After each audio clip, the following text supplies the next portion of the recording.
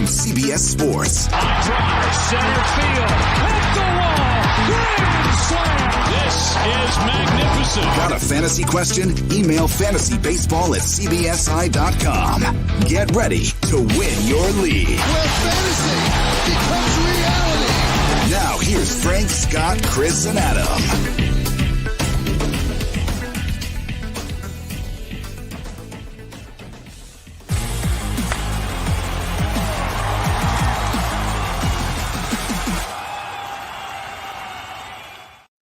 Perhaps the biggest question in fantasy baseball this season is, how are you handling starting pitchers? Welcome to Fantasy Baseball today, and welcome to our starting pitcher preview, part 1 for the 2021 season. Frank Stanfield joined, as always, by Scott. You could never have enough pitching White, and Chris. I'm not sure how he feels about pitching any more Towers. Thanks, as always, to everybody listening and those currently watching on YouTube and Twitch. We appreciate you, as always. Today on the show, we're going to hit a lot of strategy here at the top regarding starting pitchers. We'll focus on the top 15 to 20 in ADP, then hit sleepers, breakouts, and busts towards the end of the show. But let's start with your Frank. Yeah, what's up, Chris? Tell them about FFT and 5 before we get going. Or FBT and 5, sorry. Yes. That probably makes a lot of sense to do so. So you might have seen some promotional tweets earlier today or on our Facebook group page, but starting Monday, March 1st, this upcoming Monday, we will have a new feed. This isn't going anywhere. We're still going to do the full-length podcast 6 times a week throughout March. It's going to be absolutely crazy.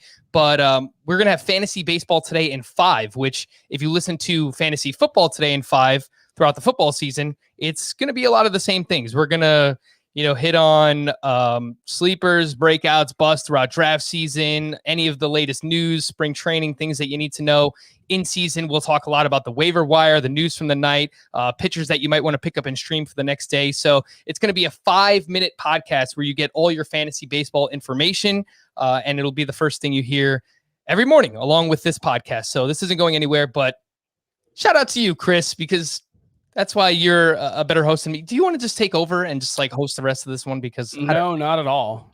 No. All right. So there you go. I get out of breath when I host, frankly. It's too much talking. I don't control my breathing well enough. I need to work from the diaphragm, True story. There are a lot of times where I feel like I'm talking too much, and then I'll just rush through my thoughts because I'm like, people probably want to hear what Scott and Chris have to say more than I do. So then I just Scott for sure. I mean, Frank's a good analyst. Frankie needs to interject at times. It's not like when another certain someone hosted this show. Oh, hey, I'm just kidding, Adam Azer. I'm just kidding. All right, starting he pitchers. Probably doesn't listen anyway. He doesn't. Although I think I talked him into coming on an episode here pretty soon. This is a pretty far out tease, and maybe he'll disappoint me and not show up. But he might be on within the next couple weeks. Since we've already gone this far into the podcast without actually talking about starting pitchers, yes, Adam Azer is alive. Some people have been emailing and asking on our Facebook group page, where is Adam Azer? He's fine. He's somewhere on the outskirts of New York. I answered this question in my Q&A last night. He's probably eating raisins somewhere. He's fine. He's good. He's hosting the football podcast. There's a lot of off-season football content. He will be joining us for a podcast in March. I can guarantee that. More than one, that I don't know. But let's jump into starting pitchers. Our strategy, our overarching theme for the 2021 season. Last year, Scott, you won many leagues, but among them was Tout Wars, a 15-team 5x5 roto league with some of the best fantasy analysts in the world. I'm not just making that up. I mean, there's a lot of really smart people in that league, and you won it. You did so by drafting Garrett Cole and Shane Bieber in the first 2 rounds. And I know recently you wrote an article on CBSSports.com explaining why people need to invest more in starting pitching this season. So explain why and give us your overarching strategy and any rules that you might be following when drafting pitching this season. Oh, I have so much I could say on this subject and to try and distill it down to 2 minutes. All right. So addressing what you said at the top, where, it seems like the most important conversation about fantasy baseball this year is how you're approaching starting pitching. I feel like that's been the most important conversation for the past 5 years or so. And it's kind of been refreshing to see so many fantasy baseball analysts kind of climbing aboard that this year. I thought Chris Towers, I thought I was starting to win him over too, but it seems like a little maybe bit. it seems like maybe he's going a little back toward the dark side, but I'll let him speak for himself. Okay, so starting pitchers. Basically, what's happened at that position in recent history is there has been an increase in talent, but there's also been an increase in specialization to get the most out of talent. So it's rare to find the sort of pitcher that contributes both the volume to be an impact pitcher and also the skills. The ones who do are so skilled. They're like historically skilled and they can strike out everybody. And if they're given that volume too, they are these amazing super aces, the likes of which the game has rarely seen. But of course, that's a very select group of pitchers. And then what's happened to the majority of the pitching crop is not only are they not that skilled, not only are they not often pitching that deep into games, but they're also getting pummeled by home runs because there are way too many of those being hit. And it's kind of it's kind of eliminated the middle class at the position and created this, it made it a position of extremes, of haves and have-nots, and this giant gap where basically there are a few dozen pitchers who matter, and then the rest basically don't. They basically don't. So you have to pay for the ones that matter, and you have to kind of guess to a degree which ones matters, because it's still a position with a high failure rate, but that's kind of beside the point, because you only have so many chances to get an actual impact player at that position, and the ones who end up with them are probably going to do well. The ones who don't, I think, have very little chance of competing, especially since, because of that influx in home runs, it's become very hard to differentiate yourself at the hitter spots, while it's become very easy to do so at the pitcher spots. So hopefully I didn't ramble too long. Hopefully that made sense. That's where things stand with pitcher right now. Oh, I didn't even get to the part about why it's even worse this year, why I think it's going to be even worse, but I'll let Chris talk and then we can get into that. All right, so Chris also wrote a great article, and I feel like you guys were just kind of like butting heads with these articles that you put out within a couple of days of each other. But the article was titled, "We are worse than ever at drafting starting pitchers, so why do they cost so much more?" So Chris, I'll give you the opportunity to explain what you mean, some of the data that you found when it comes to starting pitching, and how you're using it to shape your starting pitcher strategy for this season. Yeah, I fully agree with Scott that you need multiple very good starting pitchers to be able to compete in your fantasy league. And if you don't have them, you're not going to be able to. Where we disagree is not that you need those guys. It's what the optimum investment is. And what I mean when I say that we're worse than ever at drafting starting pitchers is simply that. I looked at the last 5 years of ADP data, and I believe it was every year there might have been one, but the hit rate on pitchers drafted inside of the top 100 in overall ADP. And I framed a hit as finishing in the top 50 overall and the top 100, basically. So there were two different versions of it. The hit rate has gone down as more pitchers have gotten pushed up the draft board. And what we're seeing so far in 2021 drafts is 32 starting pitchers are being drafted in the top 100. The previous high in the last 5 years was 26. That was back in 2019. And as recently as 2017, there were 21 starting pitchers drafted in the top 100 overall. This is all from NFC historical data. So we're pushing, not just the elite class of starting pitcher up draft boards, but, well into, I think, the middle class of starting pitchers. And what you see in the data is that the hit rate for starting pitchers drafted in the first round is about 75%. We're dealing with relatively small samples, but 75% of those drafted in the first round over the last 5 seasons have finished as top 100 overall players, and 70% have finished as top 50 overall players. So drafting a first-round pitcher is almost always a good idea. The hit rate from the second round to the third round drops to about 50%. And this is where it becomes kind of all or nothing. There were 0 pitchers who finished between 50 and 100 overall who were drafted in the second round or third round over the last 5 seasons. So you either got a very good pitcher or you got someone who frankly wasn't particularly good. After the third round, over the last 5 seasons, the hit rate basically drops to between 25 and 30%. That's really bad. And that's talking about top 100 overall finish in roto scoring. Yeah. Now, obviously, sometimes you have like Zach Wheeler last season was the 101st overall player. Exactly. By that criteria, he technically wouldn't qualify, but there were a lot of 300 and over finishes. Okay. And the thing that really stood out to me was over the last 2 seasons in particular, the hit rate has been much lower, both early in drafts and throughout the top 100. And so that's where I come to the conclusion we're getting worse at drafting starting pitcher. And really, I don't even know if it's worse. I don't think there's a big enough sample size to say definitively we're getting worse, but I will say definitively there is no evidence we are better at identifying who the best starting pitcher will be, but we're paying more for them. Yeah, and well, there's more desperation. Right, but that's where I run into the issue is that it'd be one thing if we were, and the hit rate, just to add some more context, the hit rate for hitters is higher at every round range. Hitters have a higher hit rate than pitchers. There's one exception with the 5th to 6th round, which has actually been like a weirdly decent place to draft pitchers over the last 5 seasons, but I don't know how statistically significant that is. But either way, it's basically a push in the 5th and 6th round, and hitters are much more likely to hit than pitchers. And so you add it all up, and yes, you need those elite starting pitchers.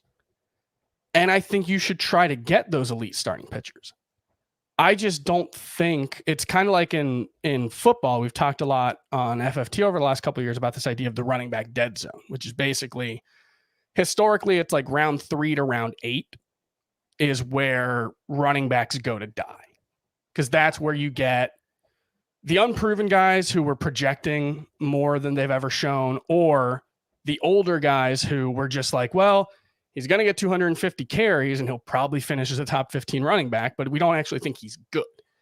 I think you see something similar at starting pitcher. Okay, so go ahead. I want to address so I hear a lot of what you're saying, but I do think specifically for that position and the way the Roto formula interprets production from that position, starting pitcher, I do think top 100 overall finish is a very high bar. Luis Castillo was outside the top 100 last year. Carlos Carrasco, Sonny Gray. You mentioned Zach Wheeler. Max Scherzer had a down year, but I don't think anybody would say him or any of those other pitchers was not among the pitchers who genuinely made a difference last year just because they happened to finish outside the top 100. There were only 20 total starting pitchers that finished between 100 and 200 in the Roto, 20 total. So like, I think the threshold should probably be lower, maybe outside the top 200. I don't know what to really call it a failure. If you draft a guy in the 3rd round and he finishes as the 180th overall player, even if you started him the whole season, fair when there's only so many players who can contribute to those 4 categories. Like I think it would work better assessing the position against itself than against all the hitters who can't even contribute to those pitching categories. But you're not just choosing from pitchers in that draft range. You're choosing from hitters who can contribute more to your ability to win games. But there is still another half of the Roto game that only these players can contribute to. The way that formula is based is how many standing points on average a player's stats added to a team's total. And so you still have, I'm not saying you shouldn't draft starting pitchers. I'm just saying that the ideal should be at least one, and I think maybe pocket aces. I think the ideal is at least one starting pitcher in the first 2 rounds, maybe pocket aces. After that, and really, even if you look past the ADP, if you look past like not just first round, it's basically the top 10 starting pitchers hit pretty uniformly. And then after that is where it's just, there's basically no, and I get your point. But what I would also add is it's not just that those guys don't finish inside the top 100. It's that there's no real discernible difference between the hit rate for guys in the 3rd and 4th round and the guys in the 7th round. I would also add that to combat the failure rate, like I am not at all on board with the pocket aces theory. A lot of people were pitching this last year, and I know for a fact it would have killed me. It killed everybody who drafted Justin Verlander, right? I mean, it's depending too much on luck, basically. And because there is so much depth at every position across the hitter pool, there's no reason to do it. I am more about drafting 4 or 5 of the top 35, which was also the approach I took last year. And I know it saved my butt in a couple leagues where, 2 of those 5 didn't work out. And yet I still had a really good pitching staff. So I'm more about leaning into that failure rate, expecting some of them to bust, and just getting more of them because of it. And, it'd be great if they're as high end as like Shane Bieber or Garrett Cole. But if my number 1 is Lucas Giolito, that's fine too, as long as my 5 is somebody like Dylan Bundy or Framber Valdez, who has the upside to be one of those pitchers who actually does make a difference. All right, we have to get to ADP at some point, but I actually just wanted to add that I actually think this is the year to do pocket aces more than ever before, Scott. And it's a combination of what excuse me, what Chris said regarding the hit rate for these starting pitchers being better in the first 2 rounds. We know that it's more likely for a hitter to succeed and return the value that you need in the first 2 rounds. But as we go further into the draft, that success rate goes significantly down for starting pitchers. So I think you couple that with the fact that I think there's more hitter value in the middle rounds than ever before, right? And we talked a lot about these guys, rounds 3 and 4, hitters that we've seen return first round value in the past. And it goes beyond that. I mean, there's a lot of recency bias based on a shortened season from last year where you're getting hitters, rounds 5, 6, 7, 8, 9, 10 that have also shown that type of upside in the past. So I think you couple those things together, and I'm more likely to take 2 starting pitchers in the first 2 rounds than ever before. But that's kind of just like where that's fine. I probably am too. I think that Tout Wars draft last year was the only time in my entire drafting history, at least leagues that I played out, where I took a pitcher in the first 2 rounds. Obviously, it worked out well. I got Shane Bieber instead of Justin Verlander. I'm just saying, if you do that, you can't go thinking my work at starting pitcher is done until round 10 or whatever, because your work it's is not. Well, I think the key thing is your work is never done. And I think I think roughly 5 of your first 10 picks this year should be starting pitcher. That's where I'm at with it. I like 3 in the first 5. I actually like going starting pitcher with my first 2 picks and then jumping back in with like Carlos Carrasco in the 5th or 6th round. Yeah, I don't know. I think like every year we try to talk ourselves into like I think you just look at the guys being drafted outside of the top, really outside of the first round, really you get Trevor Bauer in ADP at number 4. And I don't think anybody he's going to get really 250 strikeouts either way. Right. But I don't feel like anybody's really confident 2. He's going to help you in ratios. Like he could be actually one of the biggest like harmers of your ratios this year. Like if he throws 200 innings, and everyone else throws 150 and he has a 4.3 ERA, but gets a bunch of strikeouts and you just kind of keep rolling him out there. Like that could just, you're out of the running in ERA. That's possible, but it's not just like Yu Darvish. It's basically 1 season for a 34-year-old over the last 2. Like it's 160 inning stretch or so. Yeah. That is the nature of starting pitchers. They don't have long shelf lives. They kind of fade in and out of studliness. And yet you have no choice. You have, which is why I want to have more of them. But the point is, you do have a choice. No, you don't have a choice. You can't compete unless you have one of the best pitching staffs. And while you may not end up with 4 aces, somebody in your league is going to, and they're going to beat you. Yeah.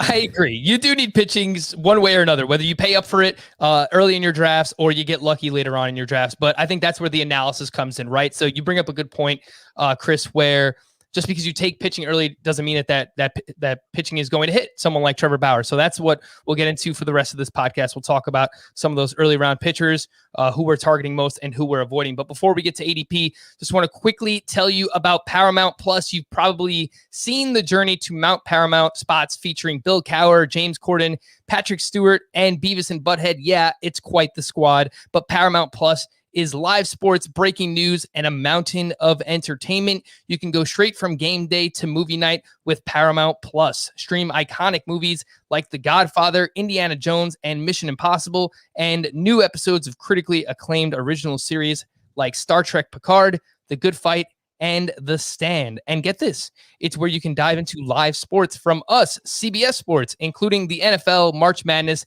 the Masters, and Champions League soccer.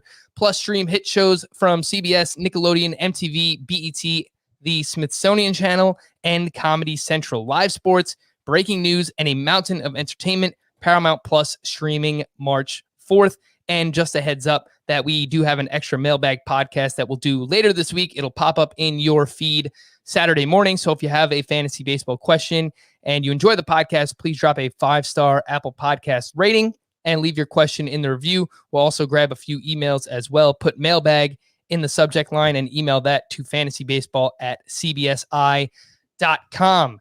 ADP and analysis. Let's start at the top with the big three. Garrett Cole at ADP 6.6, Jacob deGrom at 6.8, and Shane Bieber at 8.4. So, Scott, we will start with you. How do you rank the three, and what is the earliest you'd be willing to take one of these pitchers? So I rank them backwards from ADP. It doesn't make a huge difference to me, but I was the high guy on Shane Bieber last year, and the reason I was the high guy on him is because I saw he was kind of unparalleled in terms of how deep he pitched into games, which, of course, makes the impact of the ratio stronger. It greatly improves the pitcher's odds of winning a game. He was the guy who was going 7 and 8 when everyone else was going 6 and 7. And he actually took a little bit of a step back in that regard last year, but he was still more consistent about how deep he went into games than both deGrom and Cole. And I think the ratios are close enough that that's what matters to me the most. Actually, deGrom's wins may have suffered because he wasn't allowed to go 7 nearly as often as you think he was last year. But he's still amazing. He's been amazing for a long time. I think they're all first rounders, but I go Bieber, deGrom, and Cole. How early would you take one, Scott? So they're 1, 2, and 3 for me in head-to-head points. Oh, so we've all done that now. We've all come around to. Okay, Yep. That's good to know. How early would you take one in Roto? In Roto, I would take them behind the guys who I think are likely to steal 25 plus bases while still providing elite hitting numbers, which are Acuna, Tatis, and Betts. I have moved Trout behind at least Bieber and deGrom. I have Cole a little further back in Roto. I've moved Trout behind those two pitchers, and I have Juan Soto in that same range too. But I think it's really just those three hitters ahead of them: Acuna, Betts, and Tatis, to be more precise about the order I have them in. And people might be wondering why we have those three starting pitchers as the top 3 overall players in head-to-head points leagues. But I believe that the shallower lineups makes it easier to find hitters, throughout the middle parts of your draft or even on the waiver wire throughout the season. And that is a format where consistently the past 3 years, but I'm sure if you look deeper than that, it will also support this, where the best starting pitchers can outscore the best hitters. So we just saw last year, Bieber outscored all hitters. 2 years ago, Garrett Cole and Justin Verlander outscored all hitters. Back in 2018, Justin Verlander and Max Scherzer outscored all hitters. So this is the reason where because it's always historically been thought that head-to-head points leagues are the formats that benefit pitchers more, and it's technically true. But I used to think the masses went too far in that direction. But now I'm probably as far as anyone, because there are so few hitter spots to fill in the typical head-to-head points league, and you don't have to specialize categories. It's just overall production. There are way more productive hitters that can go around in that format. So really, you live and die by your pitchers in that format.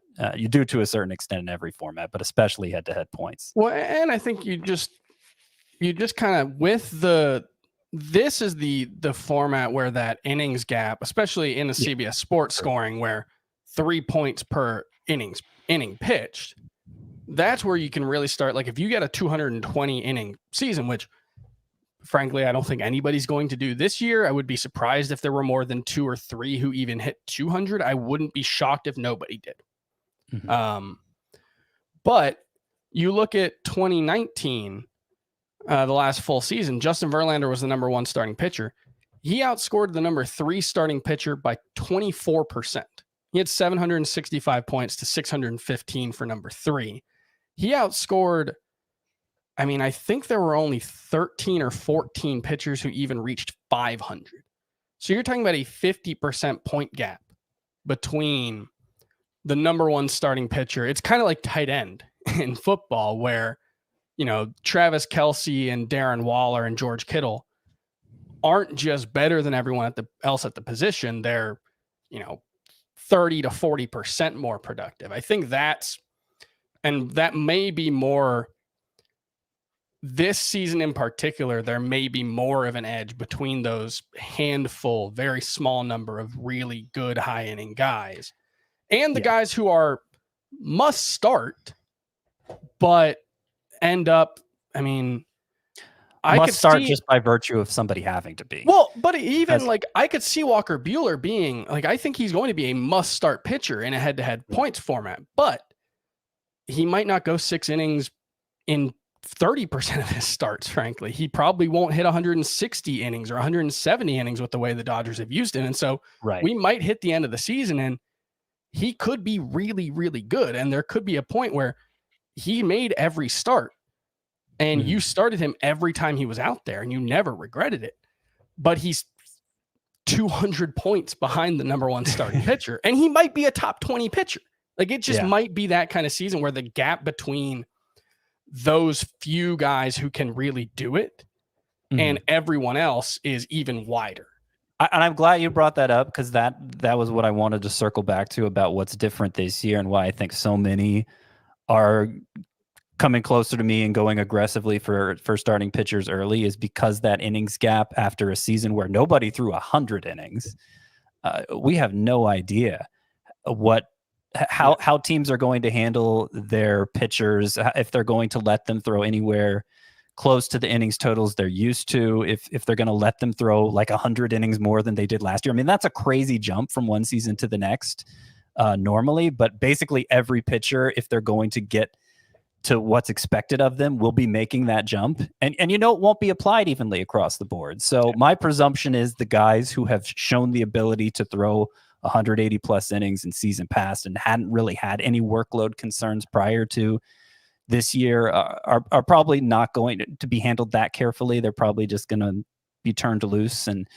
but you're not going to see the guys like Ian Anderson or Jesus Luzardo, maybe even like a Walker Buehler to an extent, guys who haven't taken on that workload consistently.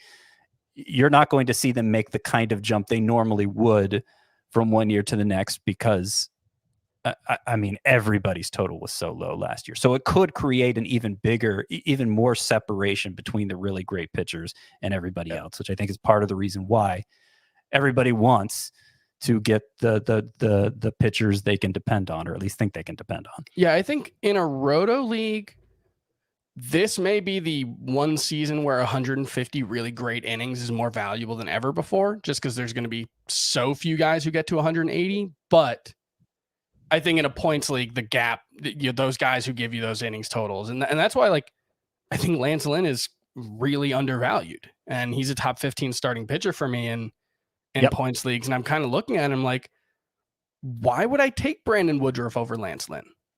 And I really like Brandon Woodruff. Well, I'll have some things to say about that too, but we can go ADP and probably bring it up then. To all those points that you made, I think that we're already hearing some teams come out and say that they're going to have 6-man rotations. So Padres, I think, have kind of hinted at it already. A lot of teams, and I don't think it'll be something they all use consistently. I know Aaron Boone of the Yankees talked about, there will be times in the season where it makes sense to, but that's not necessarily like an every turn through the rotation sort of thing. It sounds like every turn through the rotation for the Mariners. It sounds like every turn through the rotation for the Angels. But I think there will just be a less predictable rotation from one week to the next for basically every team. And I think we're also probably going to see more injuries than ever before, just because, again, the lack of a workload from last year and people ramping things up this year, that also lends itself to you wanting to have some quality depth among your starting pitchers. The next three in ADP are familiar faces in new places, and they come off the board in the early to mid second round with the aforementioned Trevor Bauer, who is now with the Dodgers. His ADP is 14.4. He is the fourth starting pitcher off the board. Yu Darvish, who is now with the Padres with an ADP of 17.8, and Walker Buehler with an ADP of 18.6. So if we start with Trevor Bauer, I mean, he's very polarizing. He just won the National League Cy Young. He finishes a top 3 starting pitcher in both roto and head-to-head points.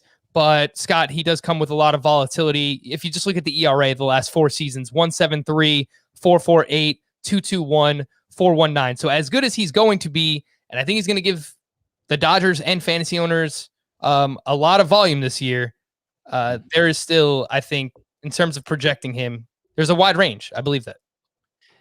Yeah, I think the thing people overlook about Trevor Bauer, there's kind of this feeling, okay, he had this amazing year last year, but he wasn't that good before then. But I mean, and you painted the inconsistencies over his career, but like another way to put that is 2 of the past 3 years, Trevor Bauer's been the best pitcher in his league. You know, obviously he was in the AL in 2018, but he looked like the Cy Young frontrunner before breaking his leg in August, and then Blake Snell went on to win the Cy Young. I feel like Bauer's been the best pitcher in his league 2 of the past 3 years and had a not so great season in between. That season got terrible with the Reds. He was actually pretty good, not Cy Young caliber, but pretty good with Cleveland before getting traded from the Reds. And you know the strikeouts are going to be there. You know the innings are going to be there. The wins are going to be there if he's pitching those innings for the Dodgers. You know, his RPM on all his pitches went way up last year. And, you know, he said he figured out how to do that. And, you know, based on some of his past comments on social media, and I know this is something Chris talks about, you wonder if it was entirely on the up and up, his way of figuring out to do that. But if he figured out a way to do that using whatever, just guile and ingenuity and a special substance that Garrett Cole also, you know, has hand delivered to his house. And we know most pitchers use a substance of some kind. And, you know, there's talk about whether or not there should be something legal. Whoa, I didn't say that. I didn't say that. There's been a lot of reporting done on that. So I guess my thinking is if he figured out a way to get more RPMs on all his pitches, why would he stop now? Like why would he choose not to do that anymore? He's like, unless there's some kind of like breakdown in the U.S. Postal Service, like supply side logistics, like he'll probably still be really good. I think the most likely outcome is probably an ERA more in the like low to mid 3s. You know, he did outperform his peripherals by over a run last season, which when you have a 1.73 ERA and you're not Jacob deGrom or prime Clayton Kershaw, you usually overperform your peripherals. But yeah, I think I have him as the number 8 starting pitcher in roto, number 5 in points. But after that top 3, it's just kind of a pick 'em. Yeah. The fourth starting pitcher off the board is really where rankings start for everyone, because you get 10 different answers depending on who you ask. Let's just talk about Yu Darvish and Walker Buehler here quickly. Since Darvish started featuring this cutter as his main pitch, which was really back in May of 2019, his last 35 starts are as good as any pitcher in baseball. A 3.06 ERA, a 0.94 WHIP, 11.5 Ks per 9, 1.5 walks per 9. Yu Darvish is just a new pitcher. Like, control is great. Now he's going over to the Padres, should have a ton of run support as well. And then Walker Buehler, who is a talented pitcher. I don't think anyone's going to argue that, but it's a huge price tag in the middle of the second round. ATC projections, which are over on Sportsline, and they're done by Ariel Cohen, who we've had on this podcast numerous times. He has 25 starting pitchers projected for at least 170 innings in 2021. Walker Buehler is not one of those pitchers. So you really need him to be spectacular for him to pay off this ADP. Maybe he does it, but I'm a little skeptical. Scott, your thoughts on Darvish and Buehler? Yeah, I mean, Chris kind of got into it a little bit already, but Walker Buehler is probably my highest profile bust pick for this season because I just don't see any way he's going to have the workload needed to justify a second round pick, the kind of workload that can compare to these other pitchers going in this range. I think he had just one regular season start of 6 innings last year. And granted, it was a very short season, and you know the way the Dodgers have handled Buehler the past couple of years is he's basically skipped spring training and then built up in season. So, you know, maybe if the season went a little longer, he would have started to have more 6 and maybe even 7 inning outings. But the point is, they handle him with kid gloves. Like they're clearly concerned about his workload by having him not waste his bullets in spring training. And so what's that going to mean in a season where he threw about 60 innings, regular season and postseason combined? Yeah. Well, like, is he going to throw 160? He has thrown 108 before one time. So I think that's probably the tip top. Right? What was that? Oh no, he got to 180. I think he barely got to 190 if you include the postseason in 2019. Yeah, that was in 2019.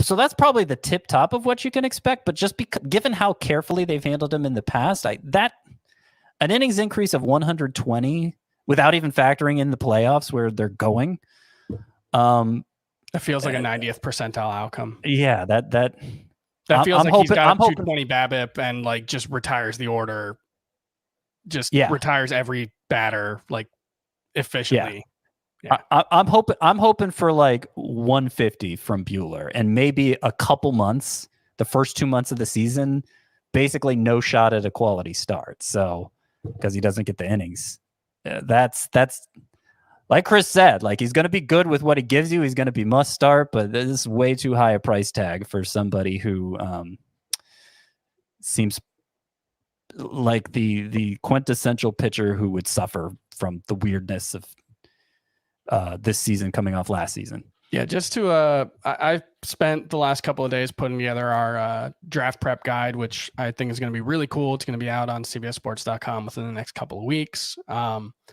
And I put together each of our draft day strategies, and it's got like some sleepers, some breakouts and bust picks, and our biggest draft rules. It's interesting. There are a couple of players who are featured on. We each have 5 bust picks. There are Dinelson Lamet and Kevin Biggio are on 2 of our 3 bust lists. Walker Buehler is the only one to make all 3. And I don't think any of us actually dislike him. It's just not a skills thing. Nope. He's got to be, I don't know. Like, I don't even know what the outcome is where he lives up to this ADP. But in this season, like it's got to be a 2.70 ERA and a 0.9 WHIP. Because he's actually not a super high strikeout guy either.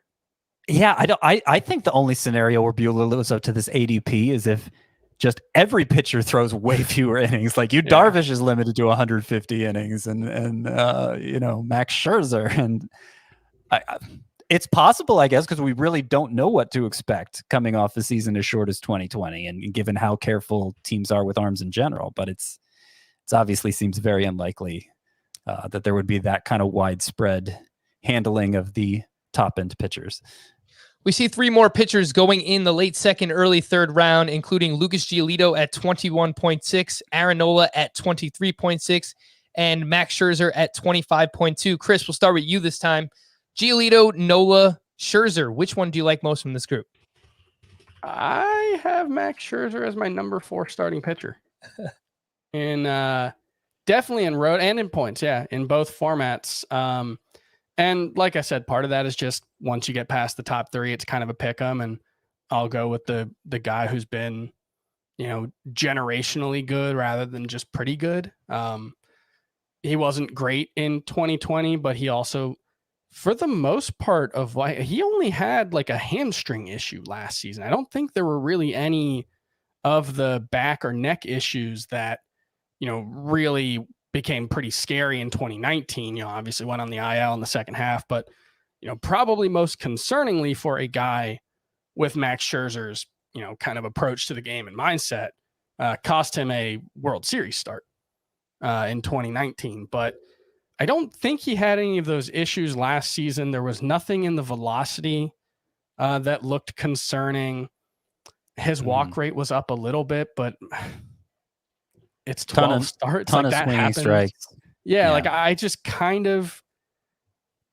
I'm kind of with him where I think Clayton Kershaw's been the last few seasons, where he's been undervalued because of the injury risk. But if he does stay healthy, I think he's going to outperform. He is one of the, I don't know, I guess Bauer and Darvish are right there too, but I don't think anybody else could conceivably match DeGrom, Cole, or Bieber, except for those three guys. I don't know if this is fair to say for Max Scherzer. You're probably right about that statement, Chris, but I think among the pitchers being drafted this early, I think he has one of the widest range of outcomes. And again, I don't know if that's fair to say, but I see this bottom out possibility for Scherzer. Sure. 36 years old. He's turning 37. The walks were up last year. I appreciate that you've been consistent with this, Chris, because you're not putting a lot of stock into last year. But he did have multiple walks in 8 of 12 starts. He had 3 or more walks in 3 of those starts.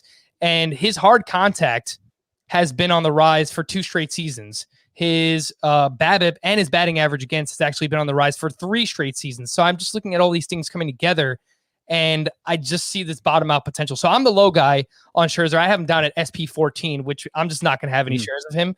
Scott has him at SP8, and Chris has him up at SP4. So we're all kind of spread out a little bit on Scherzer, but that's some of my thinking there with him. Scott, between Nola and Lucas Giolito, who do you prefer more between those two? I prefer Giolito. He was the number 2 pitcher to Jacob deGrom in swinging strike rate last year. And actually, as the season went on, his swinging strike rate started to, like, he was getting swinging strike totals start to start in the same league as deGrom. So I just think there's a little more upside, maybe even some untapped potential there. But I like Nola a lot. I think Nola's of every pitcher we've named so far, I think Nola's the one who doesn't get enough love. And it's going to be the ace on a lot of my teams this year. And I'm not even really sure why. He had 3 shaky starts to end last season, and that kind of brought his numbers up to the Lucas Giolito range. Prior to that, he was looking like, Cy Young contender, and obviously was a Cy Young contender in 2018. Yeah, I don't really know why Nola doesn't get more love, but he certainly has the innings and the ratios to call an ace. Well, Scott, look no further than my rankings, because I have Aaron Nola at SP4, and I'm very excited about him. I think last year was the best version of Nola that we have ever seen, even better than in his breakout 2018 season, at least based on some of the underlying numbers. Career high swinging strike rate, career high chase rate. Aaron Nola also changed his pitch mix last season. He used his changeup more than ever before, 27% changeup usage, which really helped his curveball and his fastball play up. His fastball is not a great pitch. So yeah, I love Nola. I have him as my SP4. I'm totally willing to take him in the second or early third round, wherever you need to take him. I was a little nervous about Giolito early in the offseason because he has had some issues with walks, 3.5 walks per 9 last year, and he has not thrown more than 176 innings in a season yet, but the skills are just tremendous. I mean, 17% swinging strike rate was second in baseball last year. So I'm not overthinking it. I still like Lucas Giolito quite a bit. Yeah. For me, I think what it comes down to is just, I don't have much of a difference between, they're separated by 8 picks total in my overall rankings. I think in head to head, at least 4 through Aaron Nola or Walker Buehler at 10, excuse me. So it's just kind of whichever one, wherever I'm picking, is kind of how I feel about that group.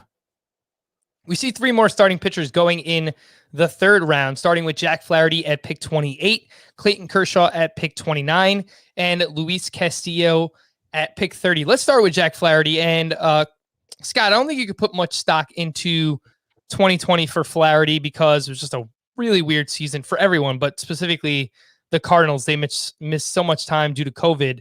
And then it took him a long time to build back up towards the end of the season. He did make 1 postseason start, Jack Flaherty, 6 innings of 1-run ball with 8 strikeouts against the Padres. So he looked like himself in that start.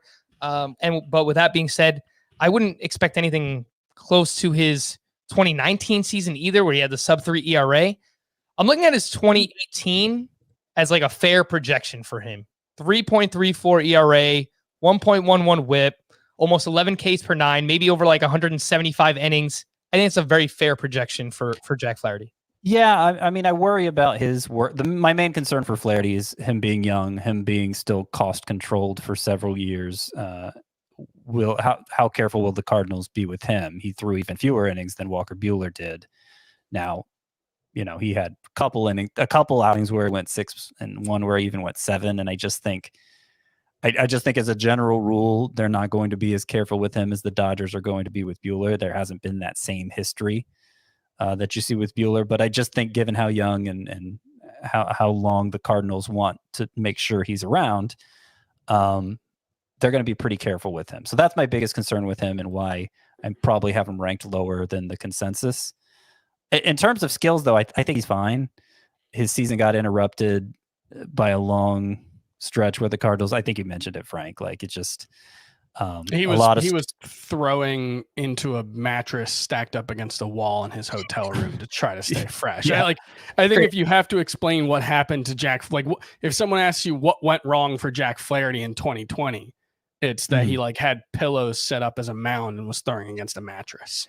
But even beyond that, I mean, I think people who listen to me know that I look at xFIP and swinging strike rate. Those are kind of the main two skill shortcuts I look at for a pitcher, and in both of those measurements, Flaherty was actually better in 2020 than 2019. So he's going to be fine. It's just a question of me how much he pitches.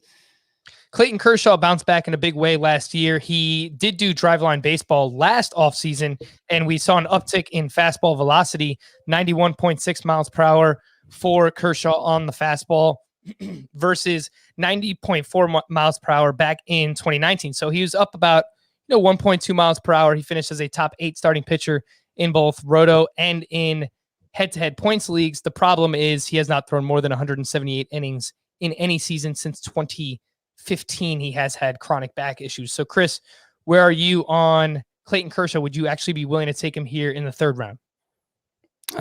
Yeah, I have him below Luis Castillo and ahead of Jack Flaherty, but there's not really much separating any of those guys.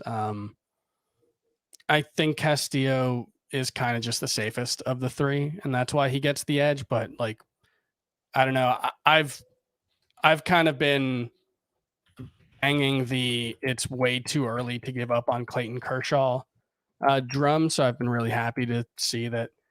There's never been a point where he hasn't been extremely good. I think the worst season of his career, he was still 4th in the NL in ERA.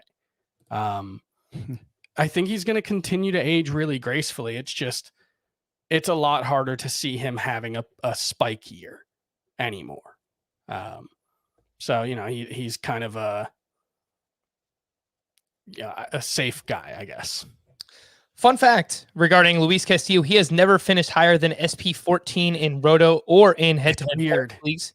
The walks has been the main issue for Castillo. I mean, his whip the past 3 seasons, 1.22, 1.14, 1.23. That's the biggest reason why he can't elevate his game. But I still think, Scott, I think that of the pitchers that we're talking about here, I think he has the highest upside. I still think that we have a potential sub 3 ERA, a sub 1.10 whip kind of season with 250 plus strikeouts coming from Castillo. I still think it's doable. Yeah, I mean, the fact he's about as elite as it gets for ground balls and about as elite as it gets for swinging strikes, to me, points to a very high ceiling for Castillo, and he's fine as he is. I mean, he's high-end pitcher as he is. I don't need him to get better to take him here, but it's nice to imagine he could. I have a fun fact for Luis Castillo, too. Among starting pitchers, he is the career leader in swinging strike rate. Now, obviously, the career leader in swinging strike rate is going to be somebody who pitched more recently because swinging strike rates have gone up in recent years. But still, that's pretty cool.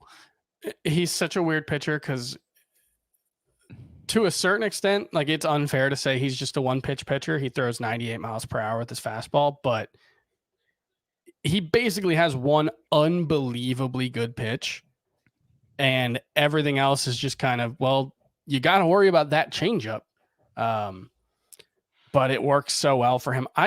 I have a little bit of trouble seeing him taking like a big step forward. Just because he is older than I think you probably would assume. He's 28. I just don't know if that slider step forward's ever going to happen, but that's like I said, I think he's the safest among this group, and I actually have him inside my top 8. So just one spot ahead of Nola. Another fun fact, so many fun facts today regarding Luis Castillo, but a few other names. There were 4 starting pitchers in 2020 that had a ground ball percentage over 49% and a swinging strike rate over 13%.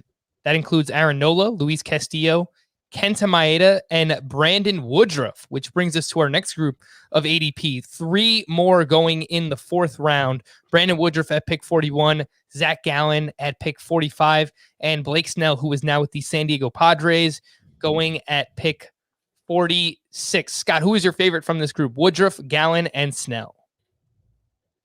It's Gallen, but I'm ranking these 3.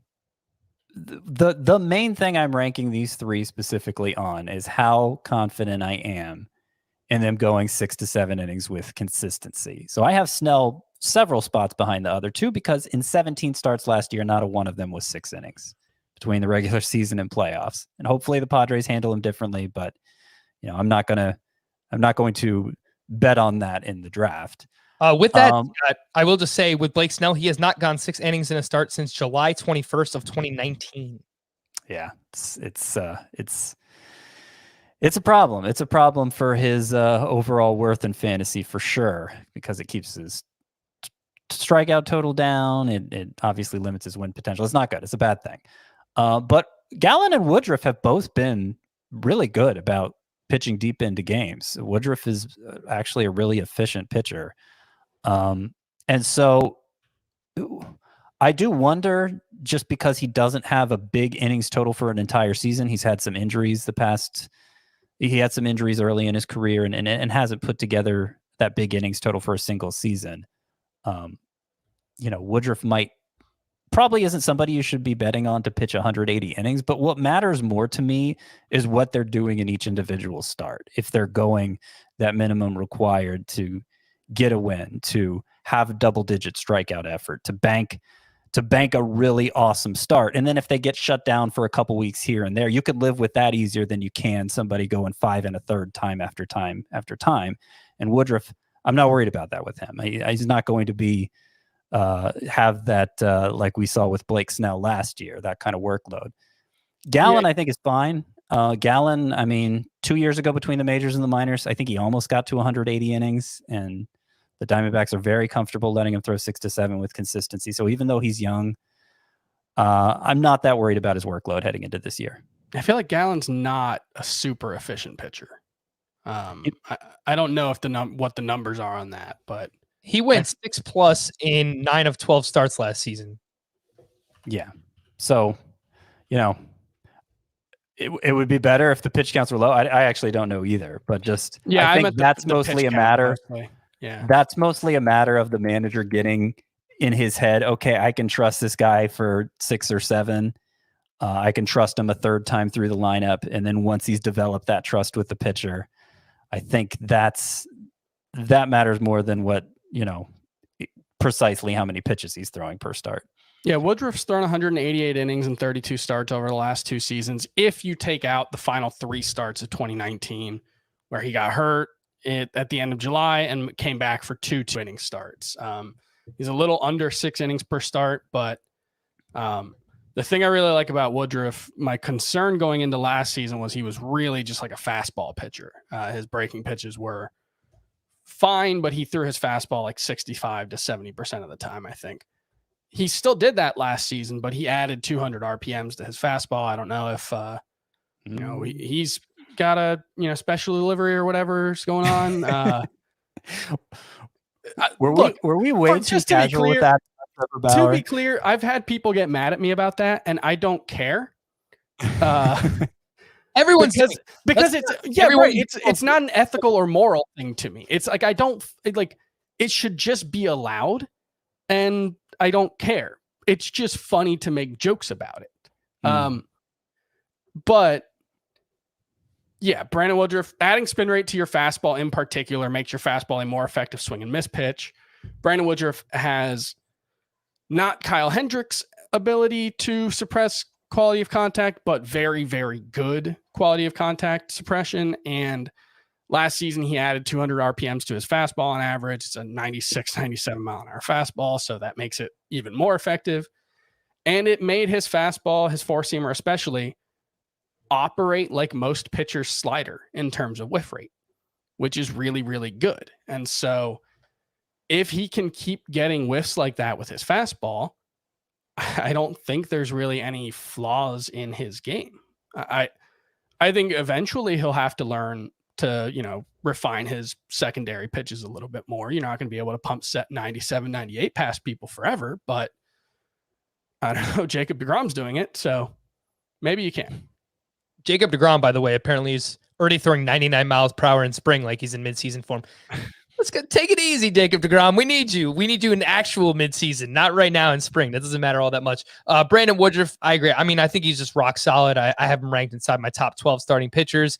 Gallen, we were all over him last year. We all wanted to draft him. His first 27 starts in the majors, a 2.78 ERA with a 1.17 WHIP, 178 strikeouts, and 152 innings pitched for Zach Gallen. By the way, Zach Gallen didn't have a single start where he threw 100 pitches last year. Yeah. So I'd say he's I was off enough. on that. He wasn't super efficient as a rookie, I guess, but last year he got the control under control. Yeah, he had 2 bad starts against the Giants and Mariners, but he allowed 2 earned runs or less in his other 10 starts. So Zach Gallen's just great. I mean, he's rock solid. He was like 7 innings in Colorado and going into Los Angeles to face the Dodgers. So, I mean, I don't think there's any concern there. Blake Snell, we do have some question marks about the durability, or at least I do. If he's my SP2, I really have to have one of DeGrom, Cole, or Bieber to feel comfortable with He's that. not going to be my SP2. Yeah, he might not be my SP3. I'm backing off both Snell, and we're about to talk about Glass now, but I'm kind of him, Bueller, Snell, and Glass now are the 3 guys I'm kind of backing off more and more as draft season goes on. Well, Chris, we're actually going to save Tyler Glass now for tomorrow because we're coming up on the end of the show. And I did want to hit sleepers, breakouts, and busts today so we could just power through ADP and get to as many pitchers as we possibly can for tomorrow. But it's a good tease. Find out Chris's thoughts on Tyler Glass now on tomorrow's podcast. But let's wrap up with sleepers, breakouts, and busts for the starting pitcher position. And Scott, why don't you get us started with a sleeper? All right. My favorite sleeper starting pitcher is Griffin Canning. It seems weird to talk about somebody so far down the rankings after talking about all those studs, but yeah, Griffin Canning, who I liked as a sleeper at this time last year, and I think a lot of people did. They kind of backed off of him in spring training because he had an elbow issue, and they were talking, I don't know, maybe this will require surgery. I backed off of him too. He was ready to go when the season started up officially, but it seemed like he was scared to snap off that slider the way he did as a rookie because the productivity of that slider went way down. In the meantime, he worked on a curveball that became pretty good. And late in the season, suddenly he had both the slider and curveball working, and the numbers just took off. His swinging strike rate from his first 6 starts to his final 5 went from 9.9 to 14.5. Those are opposite ends of the spectrum, basically. His K per 9, 7.5 to 10.4. If he has a clean bill of health heading into this season, I think he could surprise a lot of people. I think has the potential to be a really good bat misser, and there's no skill that's more valuable than that. Chris, a sleeper. Tristan McKenzie. There's so much time. It's not clear if he's going to have a spot in the opening day rotation for the Indians. I would guess he won't because he hadn't thrown in a professional game in nearly 2 years between his major league debut and his previous start. It was actually 8 days shy of 2 full years, which I don't think is getting talked about enough. He had a 3.24 ERA, a 0.90 whip, and 11.3 K per 9. That would have been a really good debut for any young pitcher, let alone a guy making his first starts in 2 years who had never pitched above AA. There are certainly some concerns. The velocity was down over his last few starts. I think it's worth noting that it was actually his velocity was really up the first like 4 or 5 outings, and then the last couple is when it went back down to where it was pre-injury. So I think you can almost take that as a positive. If we're going to give Cleveland pitchers the benefit of the doubt that they're going to maximize them, why not go with the guy who arguably has the best pedigree of anyone they've had since Trevor Bauer? I think Tristan McKenzie is going to be really good. It's just a question of how many innings he pitches. But if he gets to 90 to 100 and you get him around 200 overall, I think you're going to be really happy with that. The ADP for Tristan McKenzie is 179.2 right now in drafts, and the ADP for Griffin Canning, which I should have mentioned for Scott Sleeper, is 298.7. So going super late. You Free. get Griffin Canning with basically the last pick of your drafts. I feel gross saying this, but whatever, man. I'm going to go with Michael Pineda. Big Mike. He has made 31 starts since the start of 2019. He has allowed 3 earned runs or less in 26 of those. So he's been a quality pitcher, right? By definition there. Here are his ranks among starting pitchers with at least 170 innings during that span since the start of 2019. 12.8% swinging strike rate. That's tied for 17th with Clayton Kershaw. A 36% chase rate. That is 8th best. And an 18.3% K- walk percentage. That is 28th among starting pitchers. Michael Pineda is currently being drafted as the 71st starting pitcher off the board. So based on those ranks, I would say he's a lot better than that. It's just a matter of him actually staying on the field. But Yeah, I like that one. I think he's kind of in the very small middle class at starting pitcher because he's not going to have the elite strikeout numbers, but he's going to give you the deep starts. He's going to have a good whip. He's going to have an okayish ERA, and he's going to be somebody you use a lot if you draft him. Michael Pineda is. Yeah, and he pitches in the AL Central, which is something we like to target, at least going up against the Cleveland offense and the Tigers offense. Not so much the White Sox there. The other name I was debating was Nathan Eovaldi. Surprise, surprise. 2 former Yankees, Pineda and Nathan Eovaldi. Scott, give me a breakout at starting pitcher. John Means, one of the players I love. I've given this spiel a few times on the podcast, but just to do it again, velocity was way up, a couple miles per hour last year. So near the top of the leaderboard in velocity gained. And it didn't really show up in his performance. Like it didn't really make a difference to it until suddenly his final 4 starts, he took off. You remember that swinging strike rate I talked about for Griffin Canning? It was even a bigger discrepancy for John Means. First 6 starts, 8.7. Final 4 starts, 15.7, which is Garrett Cole-like. His ERA went from 8.10 in the first 6 to 1.52 in those final 4. His K/9 from 5.4 to 11.4. He was already known for having a great changeup.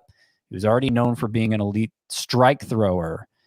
If he can be in the strike zone that much and miss bats with this new and improved fastball, John Means, man, he might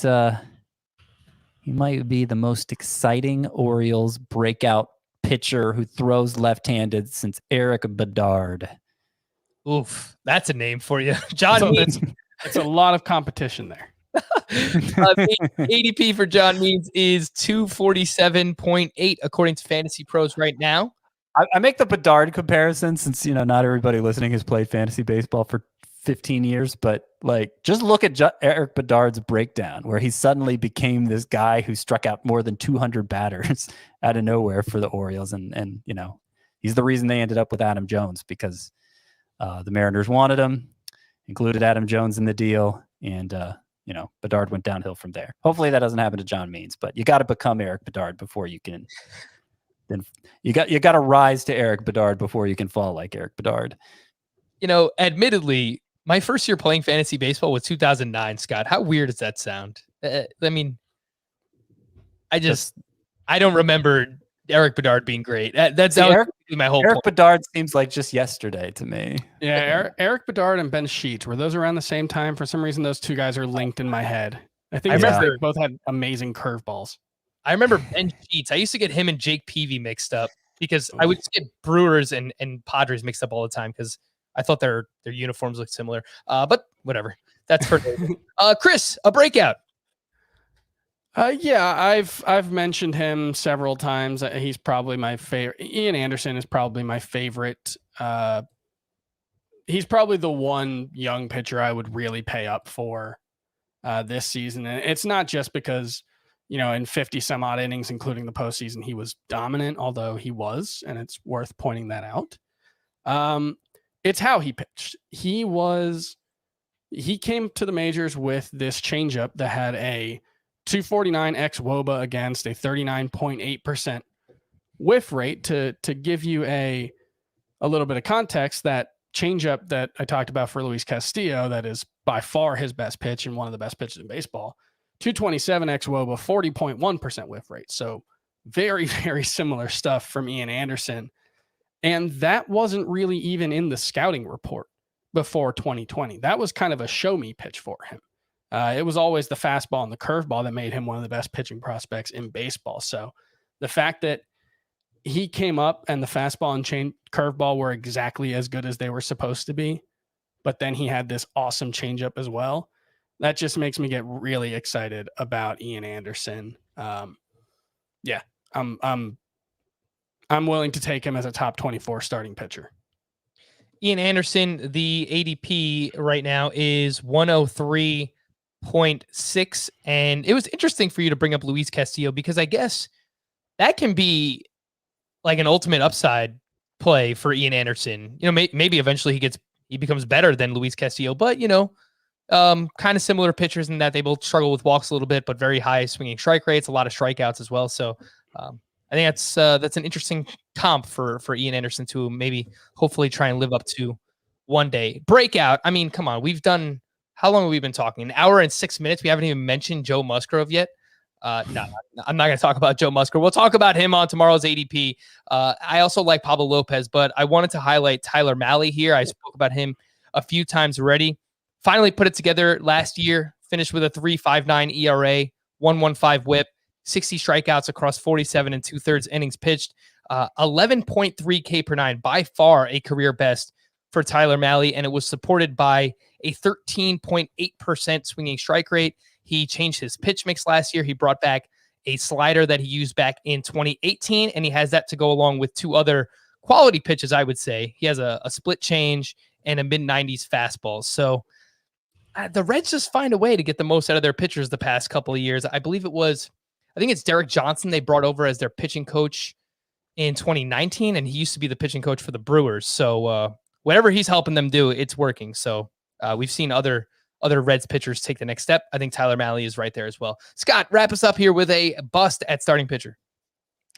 Well, Walker Buehler is the one I'm probably going to be most connected to, but we talked about him a lot. I'm going to talk about Dinelson Lamet because I can make the case quickly. His elbow, he even said, it's gotten worse because he said doctors told him that if he kept pitching with the elbow last year, it's very likely he would have ruptured it again and needed another Tommy John surgery. So 26 starts back from Tommy John surgery. He already has those kinds of concerns. He's going to need to get 3 or 4 spring training starts under his belt before I start to relax about him because we've just heard that story too many times. Elbow problems. The team feels okay about it, though. He's probably going to be fine. And then one day it's just like Tommy John surgery. So I'm really fearful of investing in Lamet. Chris, a bust. And I'll also just point out on Lamet, he had a 4.37 career ERA in 187 innings before 2020. So he's not exactly a slam dunk, even if he does stay healthy. And speaking of small sample size outliers from the 2020 season, Zach Plesac is my bust. He threw 55 1/3 innings last season, which is a very small sample size. It's less than half of what he threw in 2019 when he had an ADP outside of the top 400 coming off that season. That 55 1/3 inning sample size is even smaller than it sounds. He made 8 starts. That means he pitched really deep into the games, which is really awesome. He faced 5 different teams last season.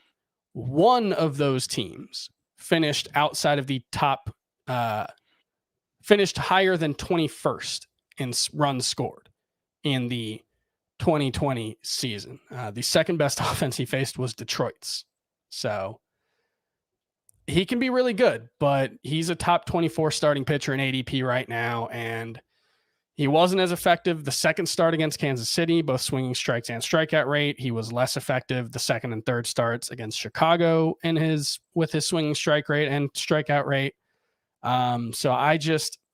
If I'm going to push a guy up to the 24th starting pitcher with 55 and a third innings, that guy's got to be bulletproof, and Zach Plesac isn't. I just need to interject here. Yes. I'll get into it when we do the ADP review with Plesac. But Chris and I were kind of going back and forth about him. I actually have Plesac as a breakout this year, so I am much higher on him than Chris is. But I'll get. He into already that broke tomorrow. out. He can't be a breakout. Well, I think maybe he could. He's going to have a 1.4 ERA. He's not going to allow a single ERA run. wise, come on. Maybe he'll be drafted as a top 3-round player next year, Chris. I guess that would constitute him being a breakout. The one thing I'll add to that is you like Ian Anderson a lot based on a small sample size. So is it just the difference in price because Ian Anderson's going 25 picks later? Then please. Partially that, but also partially Ian Anderson just has I think, much better stuff and inarguably a much more impressive pedigree. I mean, again, Zach Plesac was going outside of the top 400 in ADP heading into 2020 before his most recent literal 8 starts. And he gets hit really hard. I just think there's a really slim margin for error for Zach Plesac. Man, Chris doesn't like the little guy. Yesterday it was Trent Grisham, or 2 days ago. They have to have prospect pedigree for Chris, apparently. Nah. Yeah, I'll just highlight Zach Plesac is 6'3". All right. Beat Son all of a major leaguer. I think he's a nephew, actually. Scott. Oh, you're right. You're right. Thanks for correcting me. I got you. No, I'm glad you did. I would have heard from somebody else. I'm going to just wrap up with Max Scherzer. I spoke about it, but the batting average against and the BABIP have been on the rise each of the past 3 seasons for him. It's correlated with at least 2 highest hard hit rates of his career. The walks were up last year. The swinging strikes still very good by league standard, but down for him.